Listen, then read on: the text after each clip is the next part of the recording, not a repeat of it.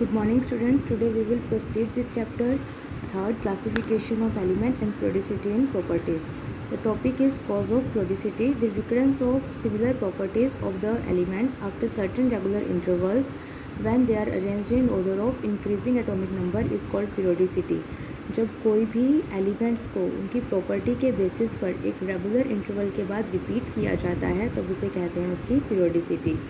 तो cause of periodicity क्यों होता है कि ये जो प्रॉपर्टीज़ हैं वो सर्टेन इंटरवल टाइम के बाद रिपीट क्यों करती हैं, that is because of outer electronic configuration. जो सिमिलर एलिमेंट्स जिनकी प्रॉपर्टीज सिमिलर होती हैं after certain interval of time, उनका जो आउटर शेल है, आउटर शेल के अंदर नंबर ऑफ इलेक्ट्रॉन सिमिलर होते हैं. So cause of periodicity of properties of element is the repetition of similar electronic configuration of their atoms in the outermost energy shell after certain regular interval के बाद जो energy shells हैं उनके अंदर number of electrons same आ जाते हैं.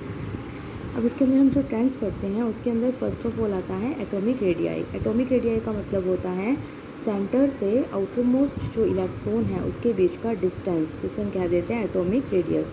सो atomic radius means the distance from the centre of the nucleus to the outermost shell electrons. Size of the atom is approximately 1.2 into 10 raised to power minus 10 meter in radius, that is very small. According to the probability picture of the electron, an atom does not have well defined boundary. The probability of finding electron is never zero even at the large distance from the nucleus. Nucleus के around जो shells हैं उनके अंदर electron को find करने की probability कभी भी ज़ीरो नहीं होगी. वहाँ पर कभी कोई ना कोई इलेक्ट्रॉन प्रेजेंट ज़रूर होगा, इलेक्ट्रॉन डेंसिटी ज़रूर होती है. It is not possible to isolate an atom and measure its radius. किसी भी एटम को हम आइसोलेट करके उसकी रेडियस को आइडेंटिफाई नहीं कर सकते हैं. Size of atom also changes from the bonded state to the other. जो साइज़ है वो वन बॉन्डेड स्टेट से दूसरी स्टेट में अगर जाते हैं तो साइज़ भी वेरी कर जाता है.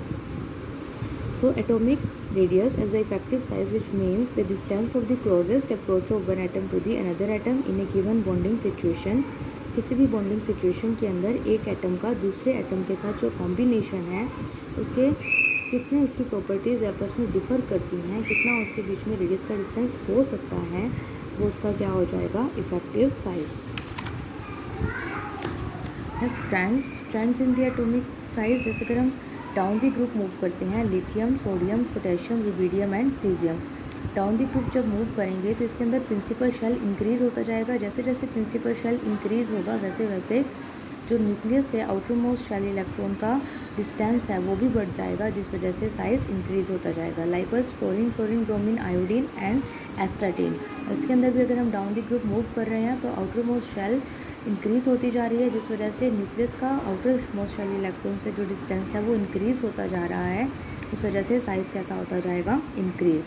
सो there is a graph, lithium to sodium, sodium to potassium, potassium to rubidium and rubidium to caesium. Likewise fluorine to chlorine, chlorine to bromine, bromine to iodine. जैसे जैसे एटॉमिक नंबर बढ़ता जाएगा वैसे वैसे जो एटॉमिक रेडियस है वो क्या होता जाएगा, इंक्रीज़ होता जाएगा. अगर हम लेफ़्ट टू राइट मूव करते हैं तो उसके अंदर क्या इफेक्ट पड़ता है. अगर हम लेफ़्ट टू राइट मूव कर रहे हैं तब उसके अंदर जो इलेक्ट्रॉन है वो सेम प्रिंसिपल शेल के अंदर एंटर कर रहा है, जिस वजह से आउटर इलेक्ट्रॉन का न्यूक्लियस की तरफ अट्रैक्शन बढ़ जाता है और साइज़ डिक्रीज़ होता जाएगा. तो लेफ़्ट टू राइट अगर हम पीरियड के अंदर मूव कर रहे हैं तो साइज़ डिक्रीज़ होता है, और अगर हम टॉप टू बॉटम मूव कर रहे हैं तो साइज़ इंक्रीज़ होता है. The next is the ionic radius, जो effective distance from the center of the nucleus of ion up to which it has an influence in the ionic bond. अगर कोई भी आयनिक बॉन्ड है, ionic bond का मतलब होगा जहाँ ions present होंगे. अगर हम सोडियम के अंदर से एक इलेक्ट्रॉन को रिमूव कर रहे हैं तो वो सोडियम पॉजिटिव बना रहा है. लाइकवाइज अगर हम क्लोरीन के अंदर एक इलेक्ट्रॉन को ऐड कर रहे हैं तो वो Cl नेगेटिव बनाएगा.